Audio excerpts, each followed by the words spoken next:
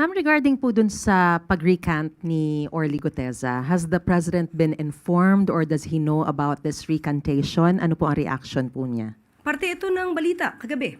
So hindi naman po nahuhuli ang Pangulo sa mga balita. At wala siyang reaksyon na ibinigay sa atin. But does the President believe that the recantation could have been compromised or could have compromised the credibility or the integrity of the investigations of the Senate and the Ombudsman into the flood control scandal?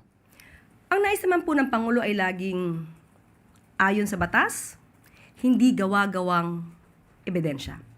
Kung totoong mapapatunayan na siya ay gumawa lang ng mga kwento, hindi naman din ito makakabuti sa pagpupursu sa mga tao na dapat na managot. So ang kailangan po ng pamahalaan, kailangan ng Ombudsman, kailangan ng DOJ, ng mga investigating bodies natin ay totoong salaysay.